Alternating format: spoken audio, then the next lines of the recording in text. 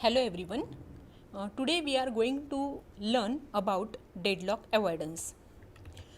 The learning outcome of this session are: at the end of this session, student will be able to elaborate deadlock avoidance mechanism and identify the safe sequence of process execution. Just recall that deadlock prevention which we studied in previous video. So, we require 4 necessary conditions for deadlock to occur. That 4 necessary conditions are mutual exclusion, hold and wait, no preemption and circular wait. If all these 4 conditions are present in the system, then deadlock definitely occurs. And if deadlock occurs, then it results in low device utilization and it gives reduced system throughput. So, if deadlock prevention mechanism is not present in the system, then we must design deadlock avoidance. Deadlock avoidance means we have to avoid deadlock which try to enter into the system. So, what deadlock avoidance is? Deadlock avoidance requires additional information about how resources are to be requested. For example, suppose we have two processes, process P and Q, and we have two resources, tape drive and printer. Suppose the first request made by process P is to tape drive and then second to printer. Then process Q, first request is printer and second request is tape drive. This is already known to the system that which request is made first and second by which process. If this is known, then system can decide for each request, and to avoid possible deadlock, each request requires that in making this decision, the system must consider the resources currently available. How many resources are currently available? The resources currently allocated to each process, how many resources are currently allocated to each process, and the future request and release of each resource. Means whenever there are number of processes and if system already know that which process will request which resource and which in which sequence, then system automatically can decide whether to allocate that resource to the process or not, and this decision is taken based on these 3 conditions, that is how many number of resources are currently available, which resources are currently allocated to each process, and what is the future request or release by each process. So, each process must declare the maximum number of resources of each type that it may need. Then we have to construct an algorithm which will ensure the system will never enter a deadlock state. Means if system already know how many maximum resources are needed by the process, then it is necessary to design an algorithm which will state that deadlock will never occur in the system. So, that algorithm is called as a deadlock avoidance algorithm. This algorithm dynamically examines the resource allocation state. So, to ensure that the circular wait condition can never exist. So, it dynamically examines the resource allocation state to ensure circular wait condition can never exist in the system. So, the resource allocation state is defined by number of available and allocated resources and the maximum need or maximum demand of each process. Just think that for avoiding a deadlock in a system, what is prerequisite for operating system?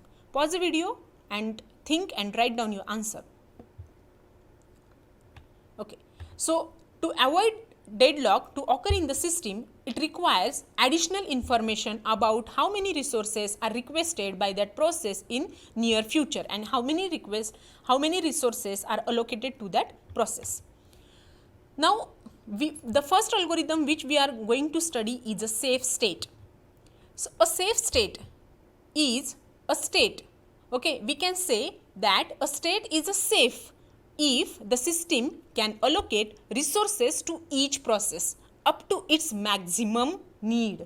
Okay, in some order and still avoid a deadlock. So here we can say that a system is in safe state if it allocates all requested resources to the process and still it is avoiding a deadlock. That state is called as a safe state. So a system is in safe state only if there exists a safe sequence. What is safe sequence?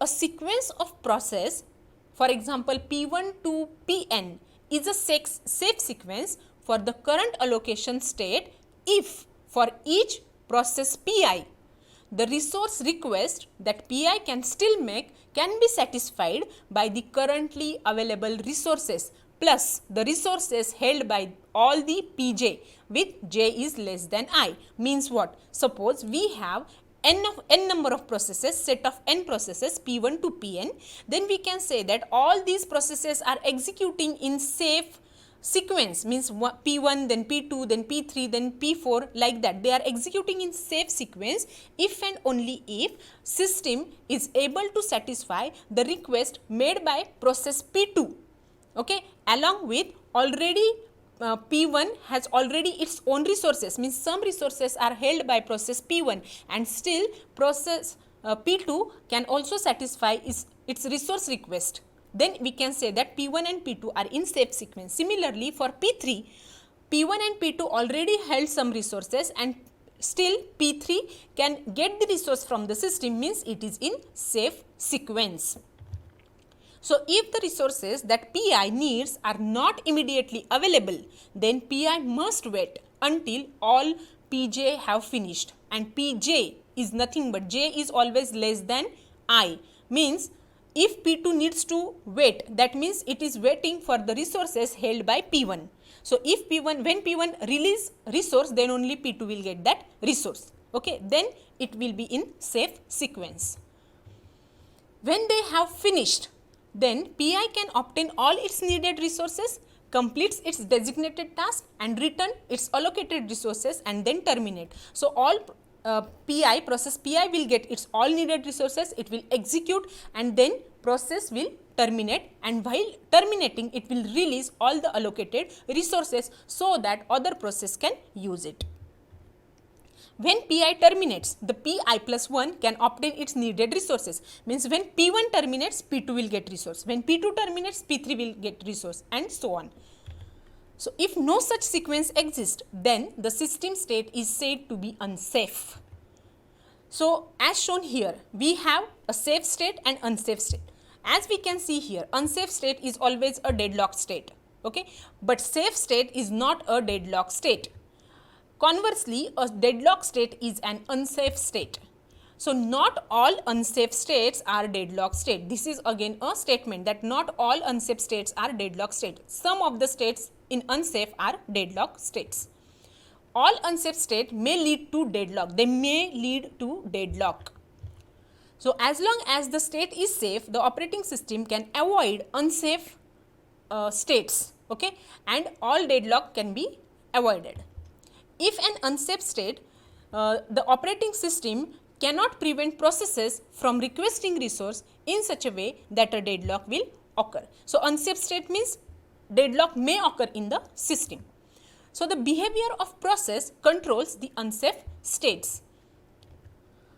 Let us consider one example that we have 12 magnetic tape drive. This tape drive is nothing but a resource, and we have 3 processes P0, P1 and P2, and process P0 require 10 tape drive, means this is the need for process P0.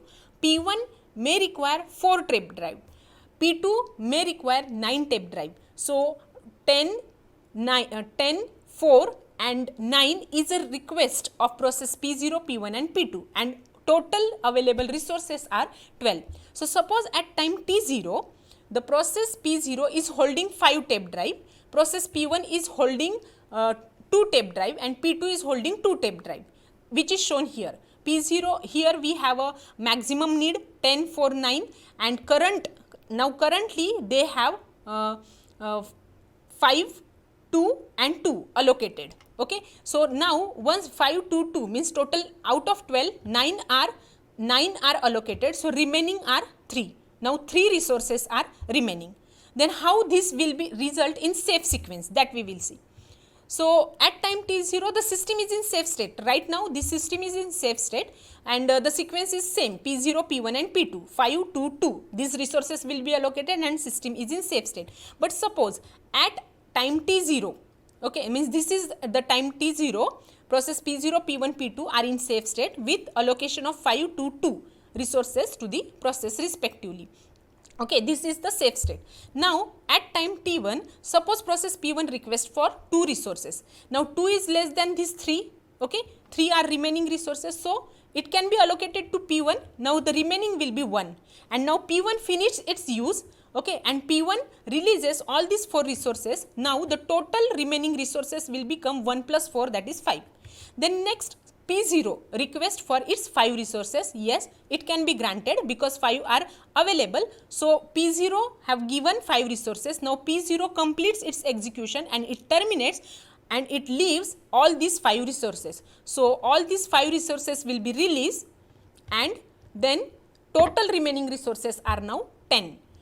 Then process p2 request for 7. Yes, obviously 7 is less than 10, so that 7 will be allocated to p2, and now remaining is 3. p2 will finish its execution and then it will terminate. So we can say that the process at time t1 is in safe sequence with the sequence p1, p0 and then p2. If this safe sequence is executed, then deadlock will not occur in the system. Okay, so this is what the deadlock avoidance algorithm for using safe state. Okay, these are the references. Thank you.